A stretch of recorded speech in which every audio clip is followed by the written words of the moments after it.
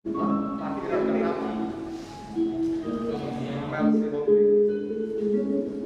Dia lagi di dekat parkiran motor. Dan pasar silakan login katanya. Udah login.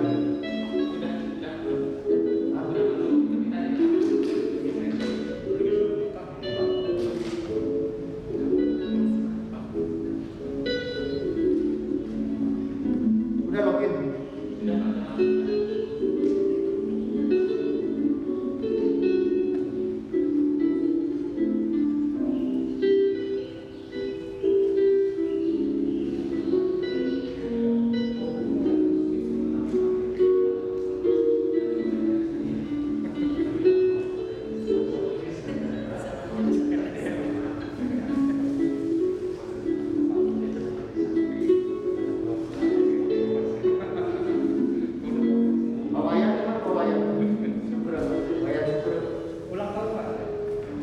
Dia ulang tahun dia.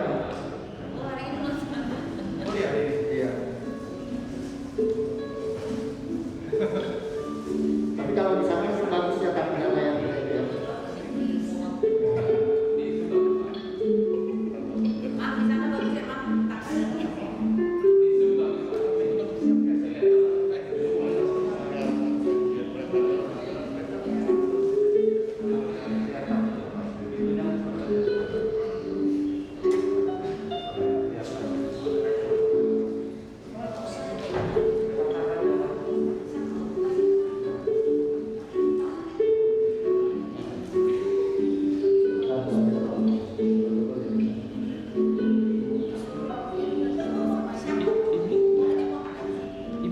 Ibu ngasih mana? Linknya yang mana? Ini yang tadi aku kasih. Oh iya. Ya makanya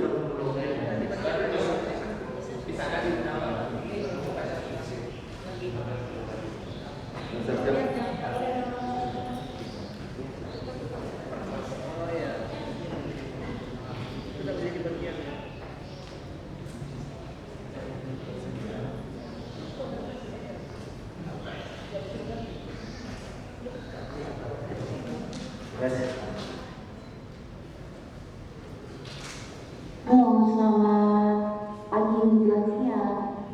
Selamat pagi. Assalamualaikum warahmatullahi wabarakatuh.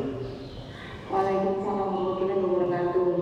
Dengan Pak Sobandi, Pak? Saya sendiri Pak Sobandi. Bagaimana suara di sana? Bagus, Ibu? Izin? Jelas Pak. Oke, terima kasih. Baik, kita nggak ada kendala urusan ya. Ibu mungkin bisa dipesan terlebih dahulu sebelum kita mulai.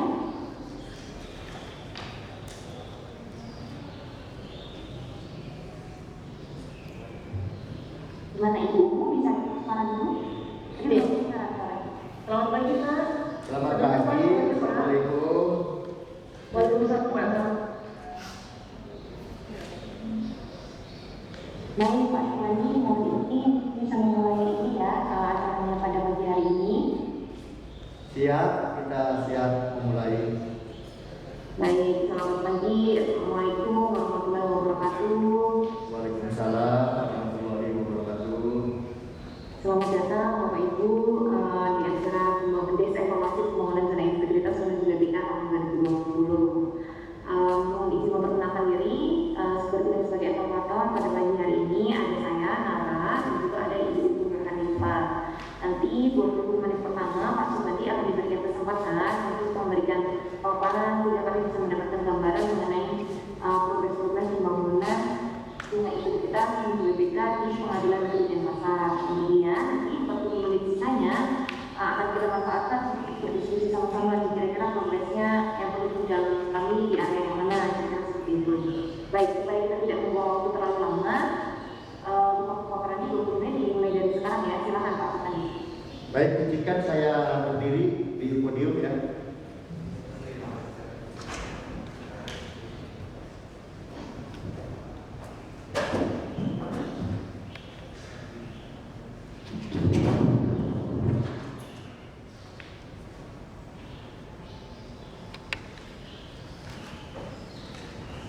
Bismillahirrahmanirrahim.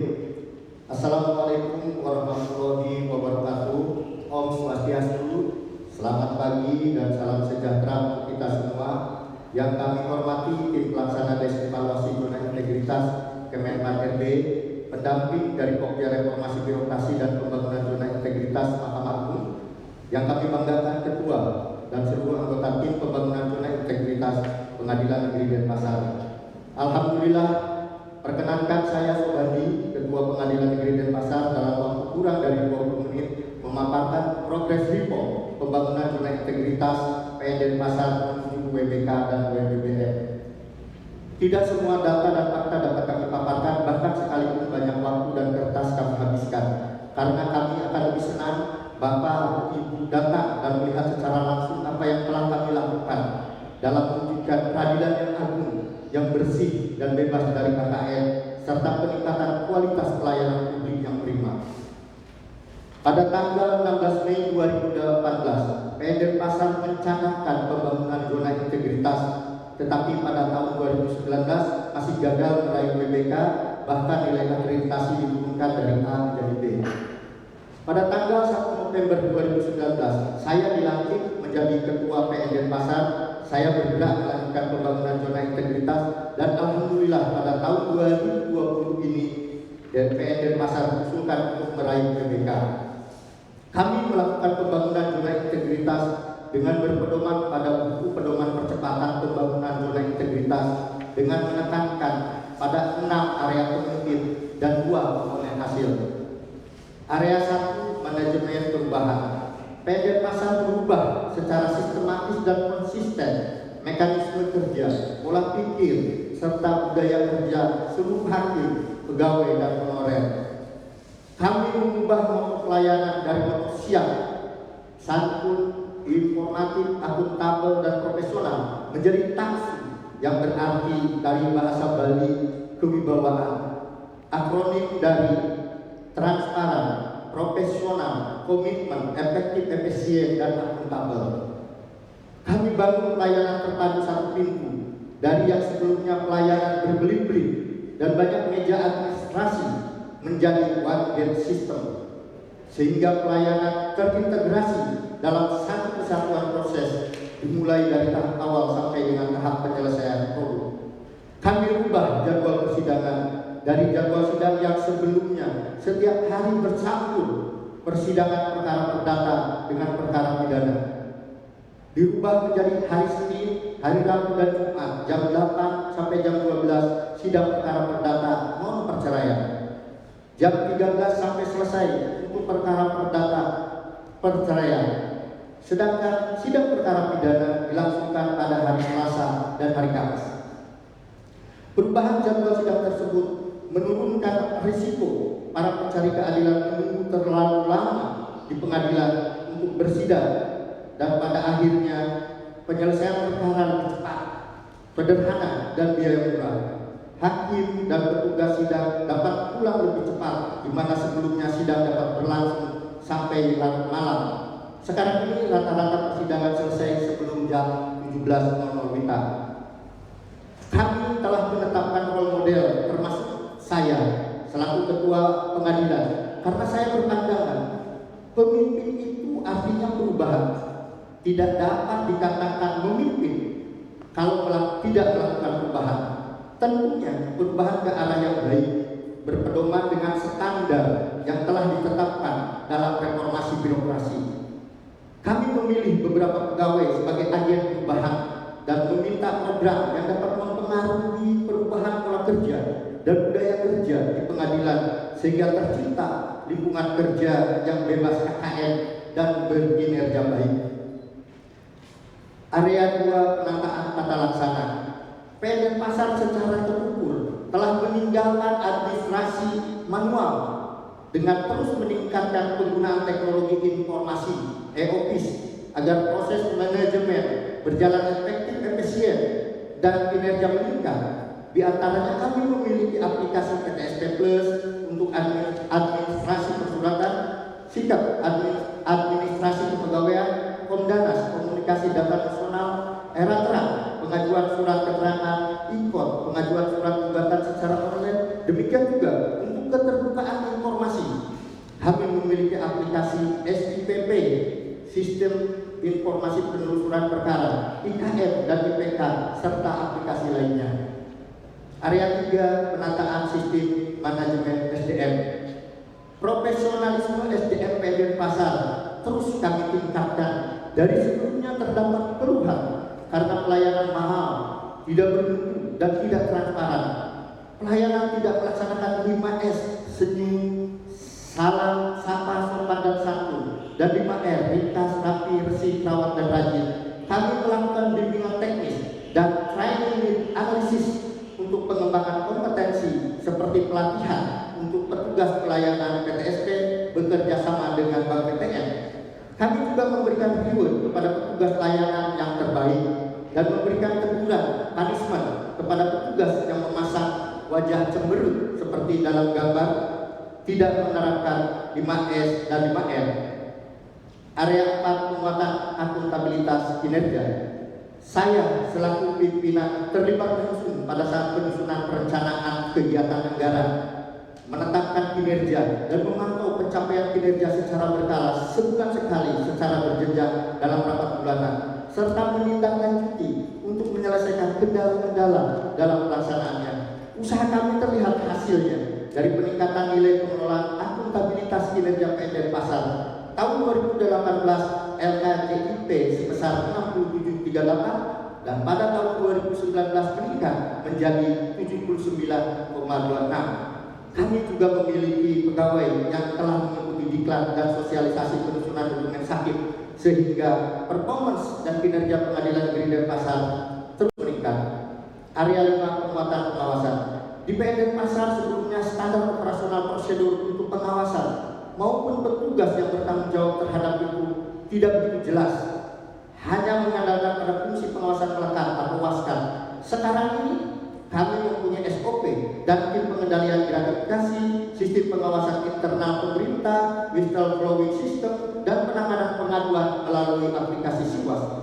SOP dan tim tersebut telah disosialisasikan dan perkembangannya terus dipantau oleh pimpinan dan dievaluasi serta ditindaklanjuti sehingga kepatuhan aparatur PN Denpasar telah meningkat dan pengelolaan keuangan negara efektif berkontribusi pada raihan wajar tanpa pengecualian Mahkamah Agung serta tingkat penyalahgunaan wewenang menurun. Area 6, peningkatan kualitas pelayanan publik. PN Denpasar telah meningkatkan kualitas dan inovasi pelayanan publik dengan tujuan agar pelayanan lebih cepat, lebih murah, lebih aman dan lebih mudah dijangkau. Kami memiliki standar pelayanan yang dipublikasikan secara offline maupun online, terlihat di website dan contohnya pelayanan dan memuat jangka waktu pelayanan. Di PTSP terdapat sistem antrian untuk dapat memperoleh jenis layanan yang dibutuhkan, dan kami juga menyiapkan meja lapor sidang untuk para pencari keadilan. Kemudian kami memuatkan standar pelayanan bahwa kami akan mematuhi standar pelayanan dan jika kami tidak mematuhi maka kami siap diberikan sanksi. 2 minggu yang lalu pelayanan publik termasuk sarana dan prasarana pelayanan publik kelompok rentan PN Denpasar telah dievaluasi dan ditinjau langsung oleh Kemenpan RB melalui asisten deputi pelayanan publik wilayah 1 Bapak Jeffrey Erlang Muller, dan beliau menyatakan pelayanan publik PN Denpasar sangat baik. Kami memiliki sarana prasarana pelayanan publik sangat baik, di antaranya drop zone, ladies parking, akses terbatas bagi hakim ke ruang sidang, toilet umum. Sebelumnya tidak dibedakan oleh pria dan wanita, taman bermain anak, free charging, dan menyediakan minuman gratis. Guiding block, akses difabel, ruang tunggu, tempat duduk prioritas, toilet khusus difabel, ruang laktasi yang lengkap, ruang khusus kelompok rentan atau psikolog dan trauma healing, misal untuk korban perkosaan. Tempat ibadah, musola mungkin satu-satunya musola di pengadilan se-wilayah PT Bali. Menyiapkan kursi roda, alat bantu dengar, dan tongkat lansia. Kami juga memiliki taman dan penghijauan dengan suara burung dan ayam hutan yang merdu. Sekalipun demikian, kami terus meningkatkan budaya pelayanan prima. Kami lakukan evaluasi secara berjenjang sebulan sekali dan memberikan penghargaan pegawai teladan. Kami juga akan meminta maaf kepada pengguna layanan jika kami terlambat memberikan pelayanan, sembari memberikan kompensasi dalam bentuk cindera mata berupa masker atau ballpoint. menyediakan alat penilaian kepuasan terhadap pelayanan. Sebelumnya menggunakan kertas formulir yang membuat orang malas untuk mengisi. Sekarang 3 klik komputer atau tab yang telah kami sediakan. Bahkan kami sediakan prompt survei braille bagi pengguna layanan tunanetra. Apa yang telah kami lakukan dalam membangun zona integritas tercermin dari hasil nilai indeks persepsi korupsi 3,53 skala 1 sampai 4 yang berarti PN Denpasar bersih dari korupsi. Kami mendapatkan nilai indeks kepuasan masyarakat 85,24 skala 25 sampai 100, artinya pelayanan PN Denpasar baik. Kami juga melakukan tindak lanjut hasil pemeriksaan terhadap 2 nilai terendah, yaitu transparansi biaya dan hadiah IPK, waktu pelayanan dan produk spesifikasi jenis pelayanan untuk PKN. Untuk mewujudkan PN Denpasar yang agung, yang bersih, bebas dari korupsi, kolusi dan nepotisme, kami menyediakan ruang PTSP, memasang CCTV dari berbagai titik, berbagai sudut, ada 32 titik untuk memantau pergerakan pegawai dan pengunjung pengadilan, menyediakan ruang tamu terbuka, memasang finger scan di setiap ruang hakim dan ruang kepaniteraan, akses khusus ke ruang sidang yang dapat langsung masuk ke ruang sidang tanpa berpapasan dengan para pihak yang berperkara. Dalam masa pandemi COVID-19, PN Denpasar telah melaksanakan protokol kesehatan pencegahan penularan COVID-19 dengan menerapkan 3M, mengenakan masker, menjaga jarak, mencuci tangan dengan air bersih atau hand sanitizer, menerapkan WFH, membentuk Satgas COVID-19, melaksanakan persidangan pidana secara online, melakukan rapid test dan swab test beberapa kali bagi hakim dan pegawai, wartawan, petugas kantin dan petugas posbatu. PN Denpasar juga pernah melakukan lockdown karena ada beberapa hakim dan pegawai yang terpapar COVID-19.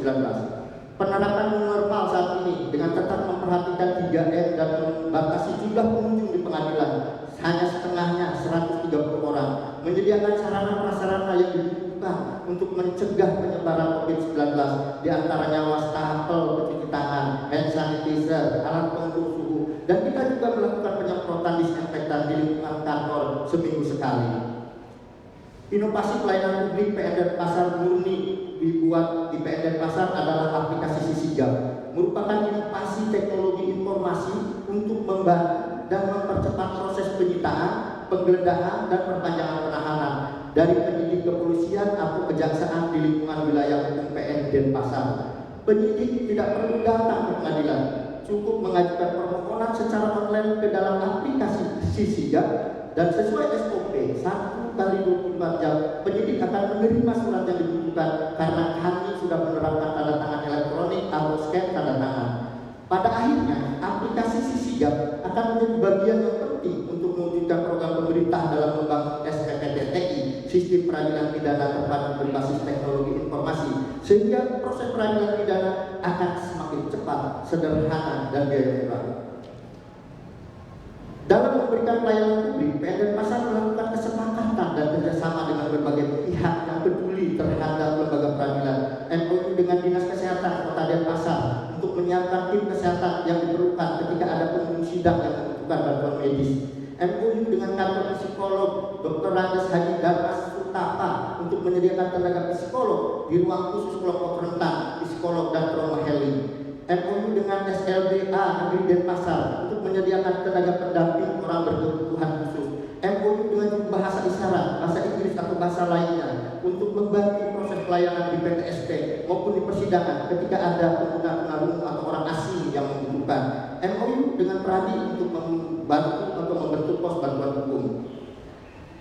Kegiatan sosial, PN Denpasar juga peduli sosial, terutama untuk masyarakat sekitar. Banyak kegiatan sosial kami lakukan, diantaranya menyantuni anak yatim piatu, tunanetra, dan panti asuhan. PN Denpasar pernah mengadakan lomba jurnalistik dengan tema PN Denpasar Jendela Dunia Peradilan Indonesia. Tema tersebut berkaitan dengan kenyataan bahwa banyak perkara yang melibatkan orang asing, baik perkara pidana maupun perkara perdata.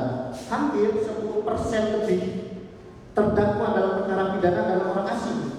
Mungkin ini terbanyak untuk peradilan di Indonesia. Bahkan wartawan asing banyak meliput, menyiarkan secara langsung ke negara mereka. Kami mendapatkan testimoni dari pengguna pelayanan. Di antaranya testimoni Ketua Pradi, Kajari Denpasar, Kapolresta Denpasar, Wakil Wali Kota Denpasar yang menyatakan merasa puas terhadap layanan PN Denpasar, bahkan mungkin sangat puas. Dari Facebook, dari media sosial, kami mendapatkan postingan akun Ketut Wila. Saya kutip secara bebas. Berbeda halnya dengan Ketua Pengadilan Negeri Denpasar, Dr. Haji Sobandi SHMK. Beliau sangat terbuka, mau menerima siapa saja dari masyarakat, mendengar keluhan, kritik sebagai sebuah masukan untuk membenahi lembaga yang dipimpinnya. Sekali lagi, salam hormat dan penghargaan setinggi-tingginya, baik secara pribadi ataupun mewakili masyarakat yang pernah dipersulit dalam menjalani persidangan, baik dari proses sampai pengambilan keputusan. Apa yang telah kami lakukan dalam mewujudkan peradilan yang agung dan pelayanan prima kepada masyarakat sebenarnya tidak berharap atas pujian atau penghargaan, tetapi dalam perjalanannya kami memperoleh beberapa penghargaan secara nasional maupun internasional. Di antaranya sertifikat SMAP terakreditasi secara internasional dalam ISO 37001/2016 diperoleh pada akhir tahun 2019. Setahu saya hanya 7 pengadilan se-Indonesia yang memiliki sertifikat SMAP tersebut. Sertifikat akreditasi penjaminan mutu dari Mahkamah Agung pada pertengahan tahun 2019 dan seminggu yang lalu kita telah dinilai kembali untuk kembali naik menjadi A. Double winner dalam lomba PTSP Peradilan Umum se-Indonesia untuk pengadilan kelas 1A, yaitu juara pertama PTSP dan juara Kapolri, di mana video YouTube PTSP Pengadilan Negeri Denpasar memperoleh view, like, comment, dan subscribe terbanyak dari pengguna YouTube. Juara 3 anugerah Mahkamah Agung dalam pelaksanaan gugatan sederhana pada tahun 2020.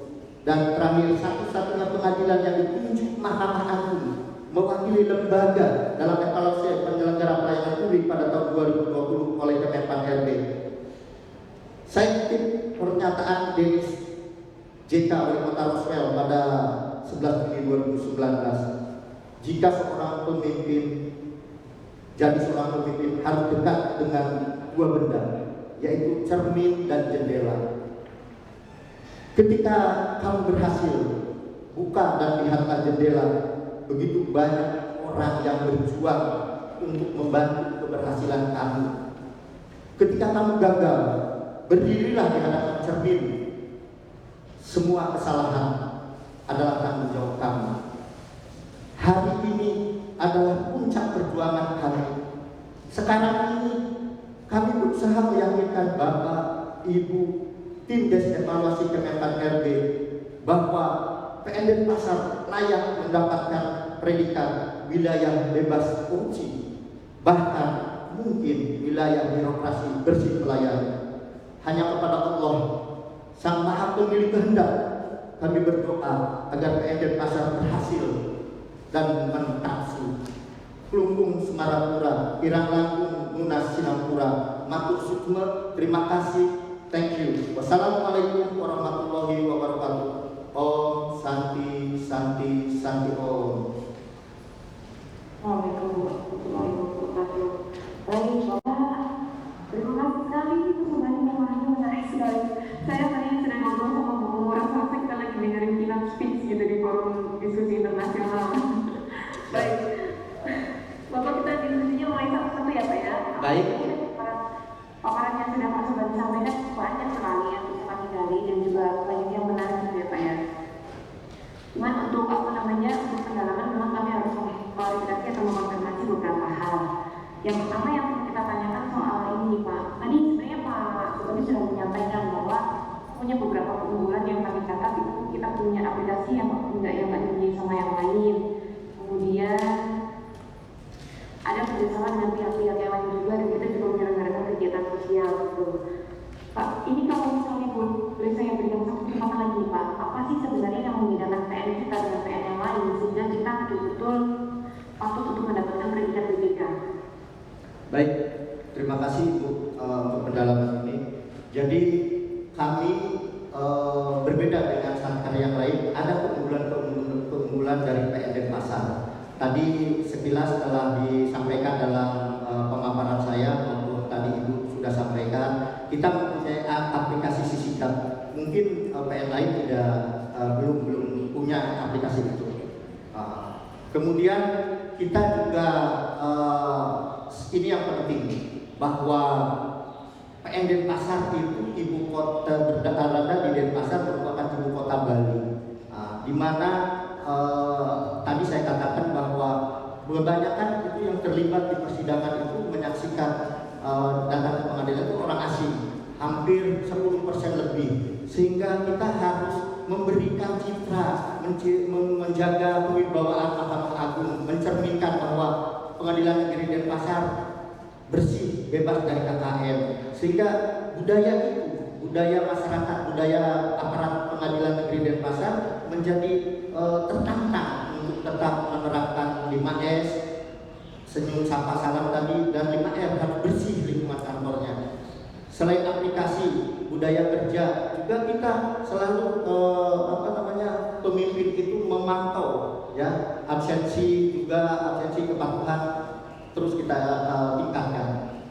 Demikian, jadi keunggulan-keunggulan itulah. Kita juga kemarin ditunjuk sebagai mewakili lembaga untuk pelayanan publik kelompok rentan. Jadi tadi saya katakan diri kita sering disorot oleh media asing di dalam hal persidangan pengadilan. Yang lain tidak. Terima kasih. Baik Pak. Oh, ada informasi nih, tahun lalu itu kita tahu kedua nih pengadilan BPK ya. Tahun kemarin katanya ada dapat ada informasi dari Pak Sugandi. Iya, betul. Nah, kemarin kita gagalnya di mana Pak? Jadi tahun kemarin itu 2019 kita gagal, memang tidak dinilai atau mungkin tidak diusulkan oleh Mahkamah Agung ke Kemenpan RB. Banyak pengadilan saya lihat tidak dilihat meskipun sudah diusulkan tahun kemarin. Oh gitu, baik, berarti belum sempat maju gitu ya Pak ya? Maksudnya belum sempat maju ke Kemenpan RB, belum. Oke. Baik, mungkin pertimbangannya dari PPI mungkin ada sendiri gitu ya, karena kami melihat sebenarnya ada potensi dan kemungkinan kalau di wilayah Bali biasanya itu gagalnya karena survei nih Pak, kalau survei karena mungkin masyarakat Bali itu kan ekspektasi terhadap layanannya itu kan sudah tinggi gitu ya. Betul, karena ekspektasi layanannya tinggi dan mereka sebagus apapun layanannya tetap aja merasa kurang puas gitu, sehingga nilai surveinya kadang-kadang susah untuk dapat yang bagus gitu, untuk memenuhi persyaratan minimal. Tapi kalau kita ini kan sekarang ini kalau yang survei kayaknya kita sudah relatif cukup aman, tinggal kita pastikan aja di testnya ini sama nanti di simpanan yang lain, apakah keunggulan kita ini benar-benar bisa jadi poin plus ya buat kita untuk mendapatkan predikat BPK. Siap, terima kasih Ibu, terima kasih. Untuk yang pertanyaan yang selanjutnya nih Pak, terkait dengan internalisasi, tadi kan Bapak sudah menyampaikan bahwa kita sudah mengupayakan di dunia menggunakan konsep dan juga mindset, yang mana itu jelas tidak mudah karena hambatan di Bali juga mungkin ada ya, karena pencari keadilan kita juga relatif berbeda, ada yang dari Papua juga, ada dari Papua juga. Kemudian dari internalisasi yang kita lakukan kemarin, kita sudah melihat ada efektivitas belum Pak? Ada dampak yang terasa belum dari apa yang sudah kita lakukan untuk membangun birokrasi yang bersih dan juga birokrasi yang melayani? Ya, terima kasih. Jadi internalisasi nilai-nilai zona integritas yang kami lakukan di PN Denpasar sangat efektif, terlihat dari perubahan-perubahan yang telah kita bisa dilihat dari budaya kerja atau pola pikir kita sudah ubah. Misalnya dulu saya sering menekankan bahwa aparat itu bukan minta dilayani, tetapi harus memberikan pelayanan. Pelayanan tersebut kita rubah untuk pelayanan dengan taksu. Ya tadi taksu itu bahasa Balinya adalah kewibawaan. Padahal itu akronim dari transparan, profesional, komitmen, efektif, efisien, dan akuntabel dari budaya kerja. Kita juga memasang pin taksu di semua aparat pengadilan PN Denpasar, memasang pin taksu dan harus disiplin memakai ini, mencerminkan profesional kita gitu, bertanggung jawab. Jadi banyak perubahan dari pola pikir dan budaya kerja, juga tambahan sarana prasarana pelayanan publik juga kita perbaiki. Ruang tunggu yang tidak ada sekarang kita ada. Insya Allah efektif. Malahan penggunaan teknologi tadi ya, kalau yang dari Mahkamah Agung seperti SITP, SIKE, yang lain-lain semua mungkin ada. Tapi kita sisi sigap hanya mungkin ada di PN Denpasar. Jadi sangat efektif. Baik, nanti kita coba tanyakan ini juga ya Pak ya, TPI apakah benar Pak? Ya, silakan. Sinyal.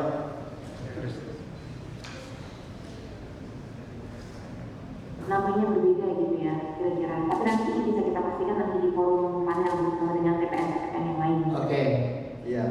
Baik, Pak, mungkin kalau lagi sempat ngomongin survei tadi ya, di survei kita tadi skornya berapa Pak IKM-nya tadi? Untuk IKM-nya, ya, IKM-nya 5 sama Pak. ya. Nah, di 85,24 itu kita bisa mendeteksi nggak Pak kira-kira itu PSK yang masih jadi kekurangan atau kelemahan kita di aspek apa? Dari IKM kan kita sudah ada dua nilai terendah, yaitu pelayanan dan produk spesifikasi jenis pelayanan. Jadi kenapa itu terendah? Karena kita jenis layanannya masih belum terlalu banyak mungkin gitu. Jadi kita coba tambahkan seperti munculnya aplikasi Sisiga, ada terang dan lain-lain. Itu ada pertanyaan hubungan nggak Pak? Maksudnya ketika apa sih di komponen layanan itu yang bisa kita ekspektasikan sehingga kita lakukan improvement atau peningkatan di bagian yang kita masih lemah tadi? Maaf, Ibu agak pecah suaranya. Suaranya putus. Tadi kan kita kan sudah mendeteksi nih ada dua komponen atau dua aspek yang masih menjadi PR. Pertama di pelayanan, kemudian yang satu lagi apa tadi Pak? Mohon izin. Transparansi biaya dan hadiah, itu penilaian di IPK, indeks persepsi korupsi. Oke, baik yang soal, nah ini saya mau dengar aja dari Pak Sumandi, bagaimana kalau kita sudah mengakui hal tersebut, kira-kira intervensi yang mau kita lakukan supaya nilai-nilai itu nggak jadi yang terendah lagi gimana nih Pak? Iya, jadi untuk menindaklanjuti hasil yang tadi terendah itu, ya kita melarang membentuk unit tadi gratifikasi tadi. Kemudian mengenai transparansi biaya kita coba pasang SPUN di PTSP. Jadi semua bisa dinilai sendiri, bisa dihitung sendiri biaya yang harus dikeluarkan. Dan satu hal lagi yang sekarang bisa kita andalkan adalah IKOT. Jika daftar dengan IKOT, biaya perkara itu sudah otomatis gitu. Tapi kalau pemanfaatan import sendiri di tempat kita sudah tinggi nggak Pak? Misalnya dari berapa, kalau dipresentasikan nih berapa banyak masih yang manual, kemudian berapa yang masih melalui import? Jadi ikut di Pengadilan Negeri Denpasar cukup dinilai oleh Mahkamah Agung cukup terbaik, baik. Sedangkan penggunaannya untuk terutama litigasi itu masih ada yang belum menggunakan, khususnya untuk para pihak atau tergugat yang bukan advokat pengguna lain. Sedangkan untuk yang gugatan itu semuanya masuk melalui aplikasi IKOT. Cuman litigasinya aja yang belum berjalan maksimal karena masih ada para pihak secara pribadi prinsipal hadir. Baik, berarti ini memang secara maksudnya dari kita sendiri juga mendorong penggunaan vaksin. Halo, ya. Hobi. Dan dimaksimalkan menggunakan IKOT aja gitu ya Pak ya? Ya, kita dorong, kita sediakan untuk IKOT itu. Jadi kita bantu para pihak yang belum mempunyai akun IKOT, kita dorong untuk menggunakan. Kita siapkan di meja PTSP itu pojok IKOT. Jadi kita arahkan semuanya melalui IKOT. Oke, baik. Ini soal tadi sebenarnya beberapa area lebih campur nih Pak, karena diskusinya menarik sekali. Iya, siap. Makasih. Iya.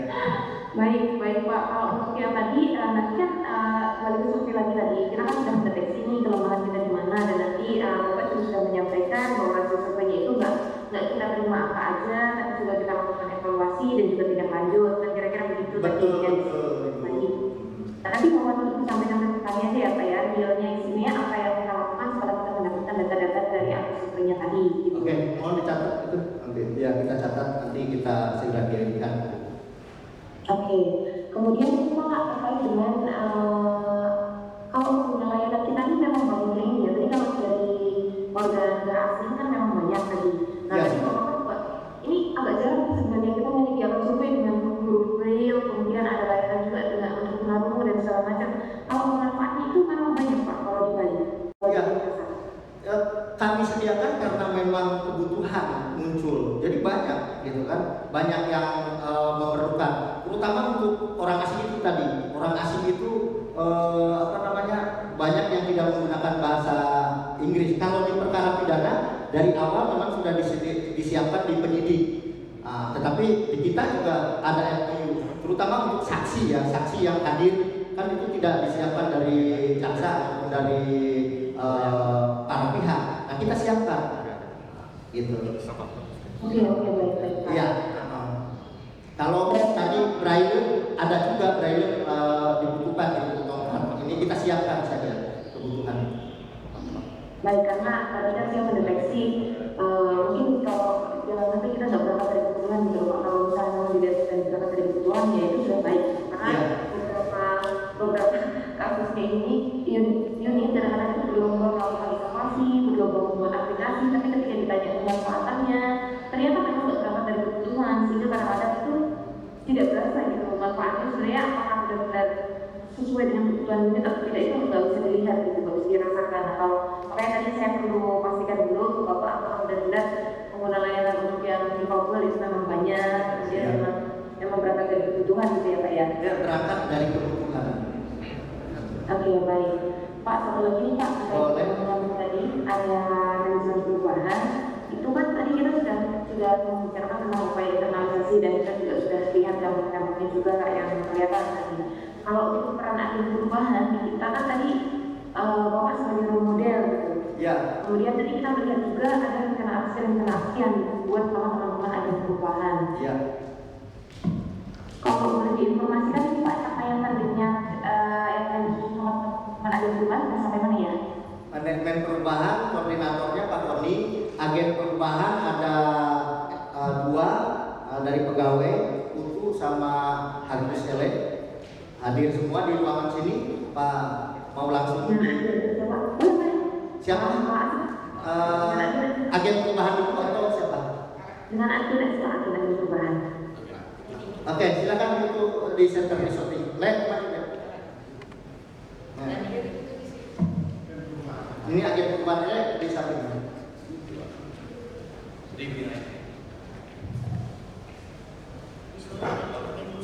Agen perubahan di sana.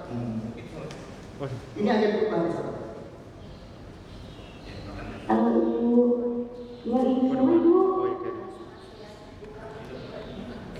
Sekarang belum dengar Ibu. Ya, selamat siang Ibu. Selamat siang. Perkenalkan nama saya Putu Pratnyani Mahantari. Saya ditugaskan di bagian hukum di Pengadilan Negeri Denpasar. Oke, ini tuh buku tadi kan saya lihat di paparannya dari Pak Sukan ini. Kita lihat di buku itu ada rencana kerjanya semacam ada beberapa kegiatan, beberapa ukuran dan beberapa target yang ada target waktunya juga bahkan. Kalau dari rencana yang sudah Ibu sampaikan di awal tadi sebagai agen perubahan, capaiannya gimana Ibu sampai dengan bulan November ini? Baik, terima kasih. Kebetulan program kerja saya sebagai agen perubahan itu sudah terrealisasi. Kebetulan untuk agen perubahan ini saya untuk kelompok rentan seperti itu. Jadi sudah terrealisasi seperti tempat tunggu untuk prioritas di ibu hamil, ibu menyusui dan ada juga ruang laktasi, kemudian trauma healing, kemudian ada toilet untuk disabilitas juga penyandang disabilitas, kemudian ada juga kami sediakan untuk alat bantu dengar seperti tongkat untuk lansia. Oke, baik. Ini kalau dari semua rencana yang sudah Ibu sampaikan, hampir semuanya sudah terlaksana ya Ibu? Sudah ini. Oke, baik. Ini berarti dengan yang satunya Pak Agus ya? Iya. Kalau Pak Agus gimana nih Pak Agus rencana aksinya? Kalau saya di sini jabatannya sebagai penata komputer, saya melakukan target saya untuk tahun ini ada beberapa titik-titik pengadaan di pasar yang tidak mendapatkan WiFi, jaringan WiFi. Saya sudah targetkan untuk tahun ini semua titik di lingkungan pengadilan negeri dan pasar itu sudah mendapatkan WiFi. Per bulan Oktober sudah dipasang sekitar 15 WiFi yang terbaru, teknologi terbaru di seluruh PN. Untuk masalah saya kerjasama sama Umum dan Keuangan juga menempatkan beberapa televisi publik untuk memberikan informasi khusus pelayanan publik di meja PTSP, kemudian di ruang guru, semuanya sudah saya masukkan untuk beberapa informasi pentingnya. Seperti itu, Mbak. Terima kasih. Oke, baik. Terima kasih informasinya Bapak dan Ibu. Boleh kembali. Ya, terima kasih kembali Ibu. Jadi saya perlu tambahkan itu Putu itu, Mbak Putu itu dia hamil waktu itu, sehingga dia membuat program sesuai ternyata kita butuh ini loh Pak, gitu misalnya. Jadi kebutuhan orang hamil banyak disiapkan, guru prioritas susah jalannya juga, gitu. Begitu Ibu, tambahan aja sedikit. Oke, baik. Baik Bapak, karena ini keterbatasan waktu, sebenarnya mungkin masih banyak yang perlu kita diskusikan ya, tapi nanti sebagian akan saya tanyakan melalui Twitter chat. Sekarang mungkin diskusinya bisa dipandu oleh Ibu Umu terlebih dahulu. Monggo silakan Ibu. Baik Pak, sebagai Bapak-Ibu sekalian, selamat pagi menjelang siang. Assalamualaikum warahmatullahi wabarakatuh.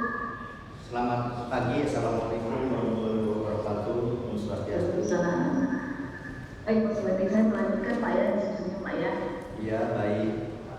Saya sudah mau apresiasi Pak, ini luar biasa Bapak menyiapkan paparan ya, dan juga hari ini juga Bapak dibantu oleh seluruh jajaran Bapak yang mungkin di belakang layar Pak ya. Boleh diakan, saya sediakan center semua. Center. Boleh. Diakan, dapetin. Nah, ini para koordinator dengan sekretaris dan anggota, beberapa anggota. Terus ke sini. Nah, sini sebelah kiri saya itu para koordinator dan hakim sebagai anggota juga sekretaris. Jadi kita siapkan secara serius untuk menghadapi desevaluasi zona integritas dan pasar. Ya baik Pak, luar biasa Pak. Jadi memang kesan pertama juga harus baik Pak ya. Ya, saya ingin profesional sebagaimana untuk kita, tidak mau asal-asalan. Betul.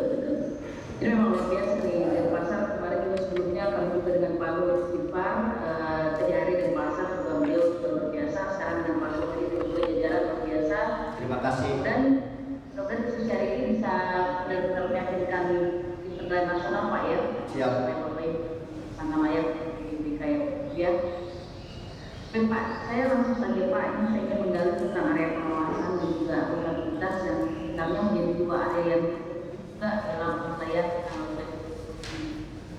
yang pertama adalah terkait dengan pengawasan Pak. Bapak sudah menyampaikan ya Bapak boleh memanfaatkan aplikasi yang sudah dibangun oleh Bapak Pak ya. Iya. Puas ya betul ya.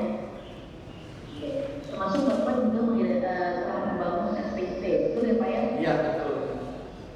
Tapi sebelumnya SPP ini memang sudah ada kan Pak, bukan karena WBK ini dibangun kan? Iya. Sebenarnya sudah ada kan? Iya, Sudah ada. Oke, gitu. Kan artinya lebih kepada implementasi apa yang sudah dianalisis sana ya. Oke. Itu terkait dengan manajemen risiko Pak. Baik. Bapak Ibu saya yakin sudah mengidentifikasi risiko di sana. Khususnya kalau secara targetnya adalah risiko yang terkait dengan pelanggaran integritas yang mungkin akan dilakukan oleh pelanggaran integritas Pak. Pelanggaran integritas, baik ya. Risiko. Karena pasti terkait dengan apa yang dimanapun baik itu kejaksaan, pengadilan, bahkan sampai dengan HAM pasti ada risiko terkait dengan dilakukan oleh oknum. Saya yakin bukan sistem. Nah, kalau saya boleh tahu risiko itu Bapak sudah identifikasi apa saja? Fokus gitu kan yang mungkin rawan pelanggaran pelanggaran integritas dan bagaimana mitigasinya? Mungkin Bapak bisa jelaskan atau kalau saya mau dibantu oleh tim area pengawasan juga. Ya baik, jadi kita sudah memetakan resiko pengaruh integritas. Misalnya di dalam hal utama persidangan ya, persidangan kita banyak tamu atau para pihak yang coba mendekati hakim, ya, mencoba mendekati hakim. Terutama kebanyakan terjadi di perkantoran karena dia sekalian langsung ke ini. Nah, kita penyuapan itu kita coba cegah. Nah, tadi saya paparkan bahwa semula ruang hakim itu ada di atas semua dekat bersama ketua. Sehingga ketika mereka mau sidang, masuk ke ruang sidang itu berpapasan atau bisa bertemu langsung gitu. Kita sudah membuat ya larangan bertemu para pihak itu sudah pasti. Tetapi kan kita tidak bisa memantau ketika mereka datang dan masuk ke ruangan. Nah, setelah zona integritas ini kami pindahkan ruang para majelis hakim itu ke bawah dan dipasang finger scan. Kemudian kita juga membuat ruang akses khusus sehingga ketika hakim mau masuk ke ruang sidang dia langsung tidak berpapasan dengan para pihak. Nah, finger scan dan itu. Jadi risiko penyuapan itu gitu.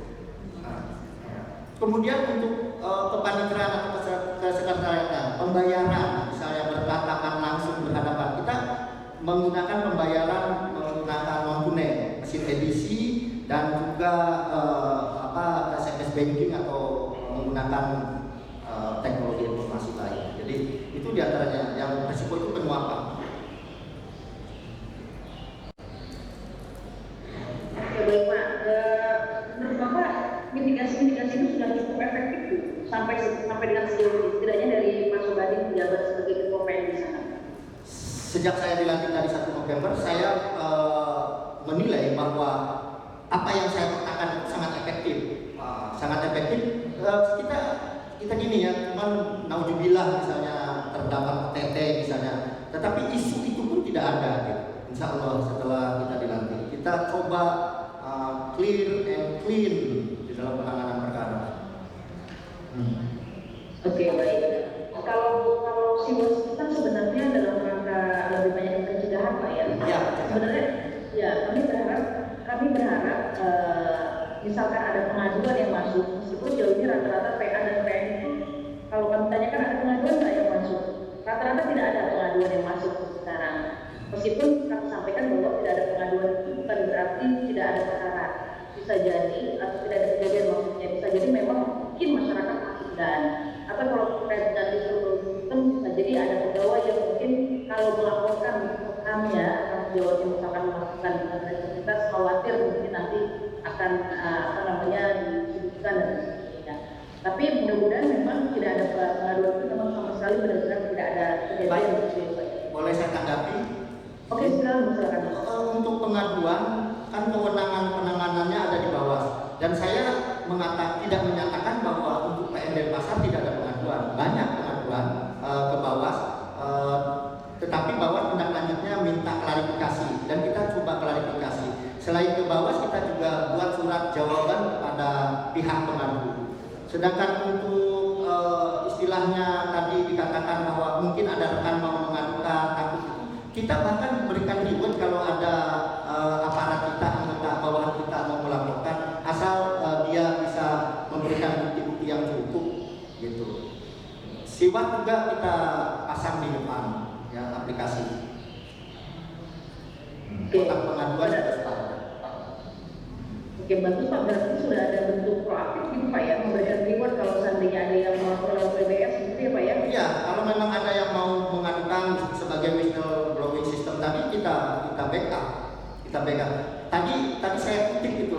Tadi saya kutip Facebook tadi. Itu bagaimana mereka sebelumnya mendapat pelayanan di pengadilan, dipersulit gitu. Tetapi setelah itu mereka mengakui bahwa saya kasih penghargaan buat pengadu itu.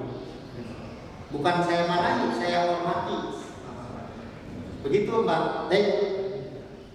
Ya betul Pak, kami juga apresiasi Pak untuk memang dan mendorong proaktif dan Pak. Ya. Saya juga memang satu sisi kadang PR kurang aktif untuk mencari, artinya ketika tidak ada disuat, tidak ada yang masuk ke Bawaslu bukan berarti tidak ada pengaduan. Kadang tadi Bapak betul di Facebook, ketemu di YouTube, atau mungkin ketemu di Google Review. Di Google Review itu juga bagus. Di YouTube ini sekarang banyak komentar miring terhadap pengadilan, terutama ketika sekarang ini sedang menangani perkara jering. Jadi kan tuntutannya itu yang memang tidak bisa kita tindak lanjuti karena tuntutan bebaskan jering, gitu. Pengadilan ini. Tapi kita itu juga menjadi pantauan kami dan menjadi masukan apa istilahnya netizen itu. Masukan-masukan netizen kita pantau selalu. Oh ini misalnya ada salah satunya contoh itu, oh di ruang sidang kok nggak mengenakan masker. Saya informasikan kepada majelis hakim, tolong semua pengunjung sidang harus mengenakan masker. Itu contoh-contohnya. Mungkin tidak terungkap tadi seperti saya katakan bahwa tidak dapat saya uraikan fakta, tidak saya uraikan data semua dalam waktu 1 jam ini. Begitu. Iya baik Pak. Termasuk mungkin saya lihat Pak ini sedikit masukan Pak ya, karena saya sempat melihat Google Review dari cukup banyak Pak, masyarakatnya hampir 500 terus yang menyampaikan rating gitu ya. Bintangnya ada 5 bintang, mereka kasih berapa bintang, termasuk komentar tentang ada di pasar. Sebagian besar sebenarnya sudah merasa ada perubahan dari saya lihat gitu ya. Tapi memang ada beberapa keluhan yang mungkin kalau menurut saya keluhannya memang bukan pelanggaran integritas Pak. Ini lebih kepada pelayanan saja. Tapi mungkin ini sebenarnya karena kurang komunikasi saja. Misalkan dia datang untuk sidang silang jam 8, tapi dipanggil misalkan jam 10.30. Nah, mungkin itu kan sebenarnya karena kurang komunikasi dia jadwalnya, atau memang ada kemungkinan menunggu sekian jam. Nah, saya lihat banyak pertanyaan yang masuk sekitar 140 ke dalam Google, banyak yang membantu itu dari lokal dari setempat Pak. Nah, lokal dari itu cukup membantu untuk menjelaskan bahwa bagaimana cara mengajukan ini, gitu kan?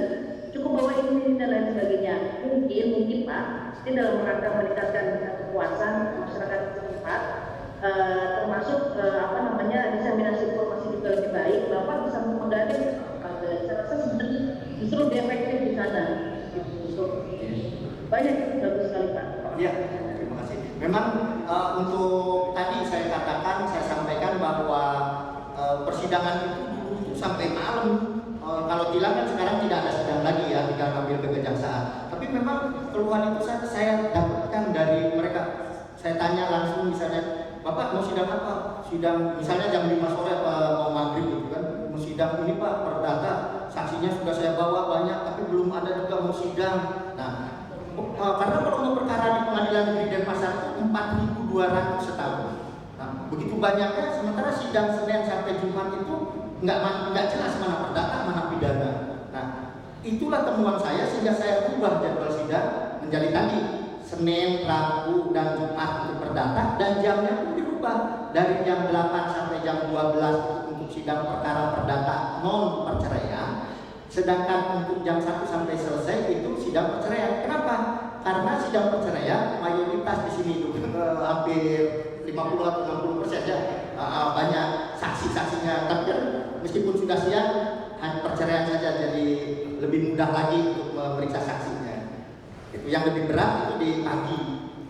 Begitu. Nah setelah itu saya lihat efektif banget itu, merubah, tidak ada penumpukan massa di sini tunggu sidang gitu. Gitu. Ya, nanti kita akan tindak lanjuti Google Drive tadi, keluhan-keluhan ini kita akan terus perbaiki. Baik. Berarti sebenarnya perubahan jadwal sidang itu inisiatif dari Bapak ya, dan juga jajaran Pak ya? Iya, ada inisiatif saya dan masukan dari majelis hakim. Kita diskusikan dalam diskusi hakim gimana nih? Oke, baik. Kalau menurut kami itu bagus Pak, kalau ternyata memang mampu memecahkan masalah begitu Pak ya, mampu setidaknya mengurai masalah, menurut kami itu juga bagian dari inovasi sebenarnya. Jadi kami anggap inovasi itu tidak melulu tentang aplikasi atau yang berbau begitu ya. Ketika Bapak sedikit membuat diskresi kemudian bisa memperbaiki proses itu sebenarnya bagian dari inovasi. Oke Pak, saya sedikit menyambung tadi, sebenarnya saya ada ke area prioritas yang tadi Bapak sudah sampaikan Bapak 4.200 perkara ya setahun ya itu baik 4.200. sangat besar bukan main Pak ya. Sejauh ini Pak kinerjanya bagaimana Pak? Rekapitulasi penyelesaiannya sejauh ini sampai dengan November ini sudah berapa persen dapat diselesaikan? Jadi itu sering saya kritik dan berikan masukan kepada Mbak Dilun juga Mahkamah Agung ya, bahwa Pengadilan Negeri Denpasar itu kan kelas 1A, jumlah perkaranya terbanyak, hampir sama dengan 1A khusus 4.200 gitu kan. Nah, ketika ACE evaluasi implementasi ya di ranking 3 gitu kan, kualifikasinya kan 2.000, hanya 2.000 lebih untuk kelas 1A, tidak ada yang 4.000 misalnya. Nah, jadi kita nggak masuk ke 3 besar, tetapi untuk kinerja Pengadilan Negeri Denpasar itu sudah bintang 5 SIPP-nya, bintang 5, dan kita sedang menunggu untuk melaksanakan administrasi perkara secara online, tidak les paper lagi, tidak menggunakan kertas. Jadi PN Denpasar kinerjanya bagus, berapa mungkin sekarang mungkin 80 atau berapa, tapi untuk ininya bintang 5, boleh dicek. Kemarin itu bintang 5 di akhir Oktober. Di sini berarti hakim di sana ada berapa banyak ya Pak? Termasuk panitranya seluruhnya? Hakim di sini ada 15 ketua dan wakil, hakim ad hoc ada 9, wakil ketua, panitra, sekretaris, kepegawaian, suman semuanya pegawai dengan hakim ya, termasuk hakim itu 130 orang, 130-an. Nah, masih kurang sebenarnya, masih kurang, dan kekurangan itu kita coba lihat pekerjaan apa yang butuh bantuan, sehingga ada jurusita dan jurusita pengganti yang kita tempatkan membantu administrasi. Begitu. Oke, jadi sebenarnya agak lokal betul juga Pak ya. Sedikit karena hakimnya, terutama hakimnya memang kita butuh 3 atau 5 lagi lah. Ya berarti analisis Bapak kan sebenarnya beban kerja hakim berlebih ya Pak ya, karena harusnya mungkin 5 hakim tambahan kan ya? Iya betul, saya sudah sampaikan itu. Oke, kalau sejauh ini berarti yang Bapak lakukan untuk mengatur performa hakim dan juga jajaran supaya target kinerja juga tercapai, namun di satu sisi beban kerja juga banyak, SDM, strategi yang Bapak lakukan seperti apa? Jadi kami membentuk 5 majelis hakim, ya 5 majelis hakim, ketua, wakil, dan 3 majelis hakim, 3 majelis hakim anggota. Nah, itu satu majelis itu terdiri dari 4 hakim, sehingga secara bergantian misalnya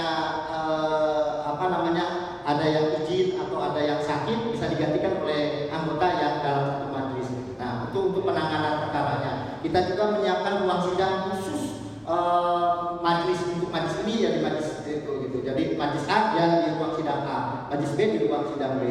Nah, selama ini itu sangat efektif. Saya lihat untuk penunjukan berkas perkaranya, saya lihat ya penunjukan perkara baru misalnya, kita lihat bagaimana performa dan kinerjanya, penyelesaian perkaranya. Nah, kita kasih beban tambahan kalau memang sudah selesai.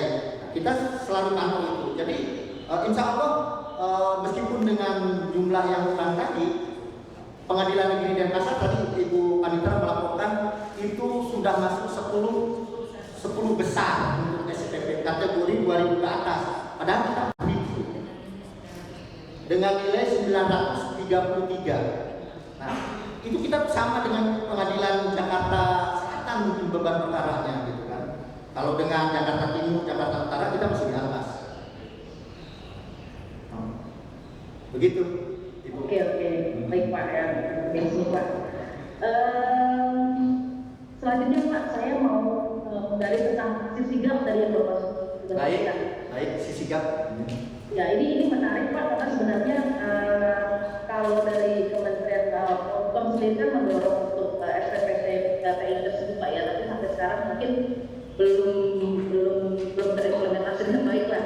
Nah, kita tadi Bapak sampaikan bahwa ini bisa jadi rintisannya atau setidaknya mengawali sebelum benar-benar nanti ke SPPT.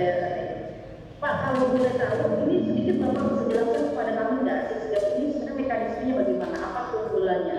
Baik, jadi tadi saya paparkan bahwa sisigap ini adalah benih untuk sedikit mengkritisi tentang SPP TTI. Jadi SPP TTI itu terlalu melangit, terlalu di awal-awal karena semua data harus masuk ke pusat kan.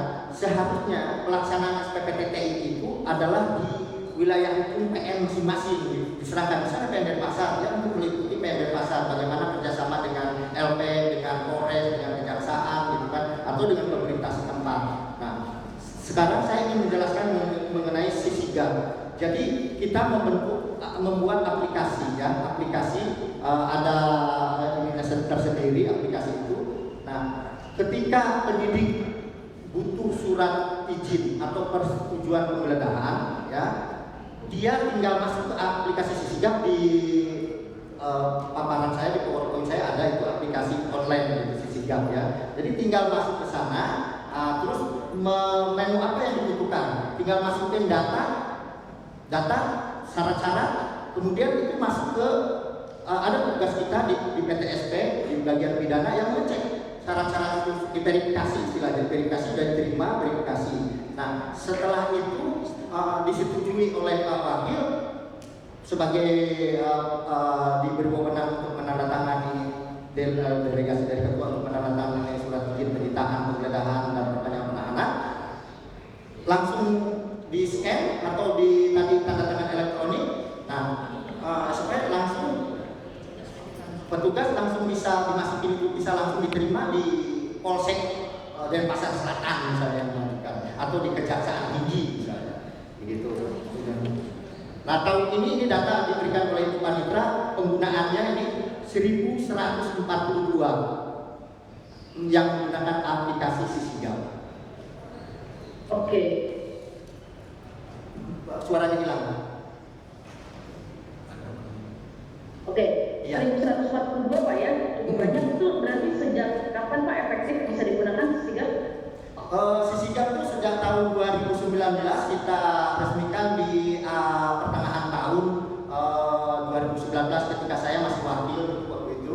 Nah, tetapi ini data Januari 1142 ini data dari Januari sampai sekarang. Berarti kalau kejaksaan berarti bisa akses ke sini juga Pak? Iya, kejaksaan, kejaksaan ada dua, Kejaksaan Negeri Denpasar, Kejaksaan Bandung. Kepolisian juga ada dua, Kepolisian Denpasar sama Kepolisian Bandung, termasuk ke polsek-polseknya.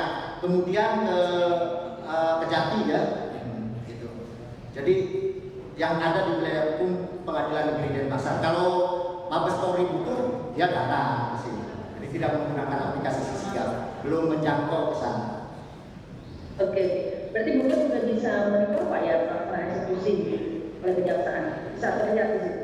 Apakah putusan misalkan ada eksekusi misalkan oleh kejaksaan bisa terlihat tidak ya kejaksaan? Ya, jadi kalau mengenai itu kan itu yang tadi SPP TTI itu. Karena saya pernah jadi ketua Pengadilan Negeri Depok, saya pernah coba buat itu. Kalau Sisigap tidak menjangkau kepada eksekusi, ya belum hanya sita, geledah dan perpanjangan penahanan, mempermudah prosesnya itu. Kan banyak keluhan dulu tuh, wah lama banget, udah seminggu, udah 2 minggu, perpanjangan penahanan belum datang, penggeledahan belum diterima, penyitaan, sehingga penyidik tidak bisa melakukan penyidikan lebih lanjut. Gitu. Oke Pak, yang luar biasa sebenarnya dari saya itu Pak ya, tentang kinerja dan juga tentang pengawasan. Sebenarnya masih banyak yang ingin ditanyakan Pak. Iya siap, siap kita diskusikan. Ya. Kami terbuka untuk memperbaiki performa dan kinerja PN Denpasar. Mungkin nanti begini Pak, tadi sudah disampaikan oleh Mbak Nara, ada pertanyaan-pertanyaan yang tidak bisa sampaikan di forum ini, tapi mungkin nanti kami akan menuliskan Pak dan akan mengirimkan ke Bapak Ibu sekalian, mungkin bisa disampaikan jawabannya juga kalau di sana kirim ke email kami. Oke, kami siap terima dan siap jawab untuk pertanyaan-pertanyaan yang ya, dalam waktu 1 jam ini belum kita gambarkan. Saya khususnya tentang Sisigap ya Pak, karena kalau saya tidak salah ingat sepertinya kami belum menemukan ini di PN-PN lainnya. Jadi kami cukup tertarik dengan Sisigap ini, ya, supaya menjadi nilai untuk Bapak Ibu sekalian. Itu aja sih sebenarnya dari saya Pak Sembani, Bapak Ibu sekalian, terima kasih dan saya kembalikan kepada Mbak Nara. Terima kasih Ibu, terima kasih. Sama-sama Pak Lawan. Ya, selamat siang. Sebenarnya karena kalau tidak terhalang pandemi kemungkinan kan kita ketemu langsung nih Pak. Itu yang saya mau datang ke sini melihat bagaimana PN Denpasar telah berubah. Nah, itu telah membangun. Ya boleh barangkali dekat-dekat bertemu dengan Pak Jepri ditanyakan bagaimana PN Denpasar. Boleh nanti kita ngobrol dengan Pak Jepri. Iya. Siap. Baik Bapak Ibu, Pak Sumandi dan yang lainnya, tadi saya sudah mengirimkan informasi tambahan yang diperlukan melalui Twitter dan terus juga emailnya ada di sana. Nanti mau dilakukan follow up untuk menjawab pertanyaan-pertanyaan yang masih kami berikan. Walaupun sebagian ini sudah kita diskusikan, tapi memang kita sudah disampaikan begitu. Tadi kita akan mendiskusikan ini dengan teman-teman yang lain, juga evaluator yang lain, dan mungkin komparasi ataukah PN kita benar-benar punya keunggulan yang khusus yang tidak dimiliki oleh PN yang lain, kira-kira begitu. Dan ini jadi salah satu alat tempur kami atau senjata kami untuk ketemu sama teman-teman evaluator di level nasional yang lain gitu, dengan teman-teman yang lain.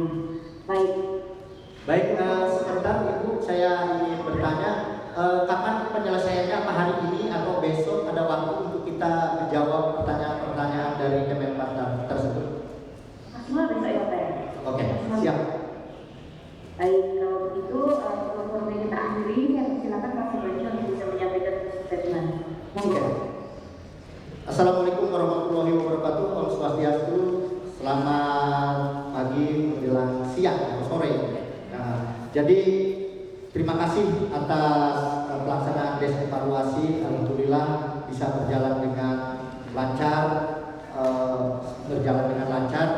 Kami telah berusaha untuk merubah mental, merubah pola pikir, merubah sistem kerja. Sekalipun saya diganti, saya sudah siapkan, karena yang saya ubah adalah sistem. Yang saya ubah adalah dengan membentuk SOP. Jadi kami yakin, sangat yakin bahwa kami layak untuk mendapatkan zona integritas dengan predikat wilayah bebas korupsi. Bahkan mungkin kami layak untuk WBBM. Kalaupun saya diganti, saya yakin Mahkamah Agung akan memilih pemimpin yang tepat melalui fit and proper ya, melalui fit and proper. Tadi saya katakan bahwa sekalipun memang pemimpin itu dikatakan apakah berganti atau berganti pimpinan akan berubah atau tidak, itu pasti ada perubahan kalau pemimpinnya diganti. Tetapi saya yakin tadi bahwa Mahkamah Agung akan memilih pemimpin melalui fit and proper yang tepat untuk PN Denpasar. Begitu. Dan sekali lagi terima kasih atas kesempatan PN Denpasar dipercaya untuk meraih zona integritas wilayah bebas korupsi. Mudah-mudahan kami membawa citra Mahkamah Agung yang baik, terwujudnya peradilan yang agung. Itu saja yang dapat kami sampaikan. Mohon maaf kalau dalam penyampaian, dalam diskusi banyak kekurangan dan belum tersampaikan. Insya Allah kita ingin berbuat baik. Terima kasih.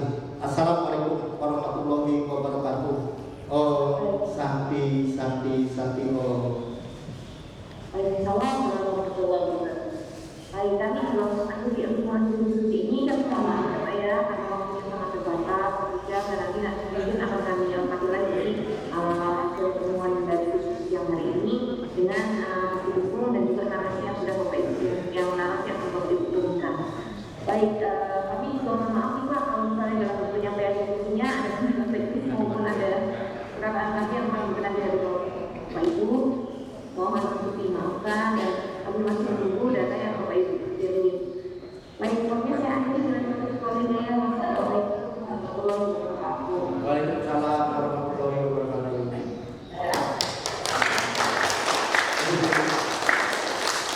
Sentra jatuh.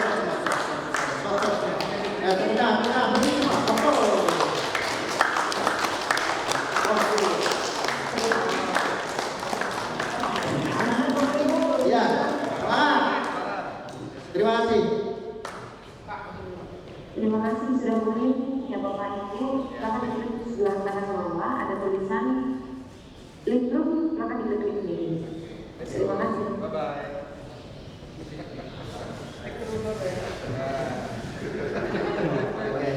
Udah dimatikan ya? Lip. Kita foto bersama. Oke.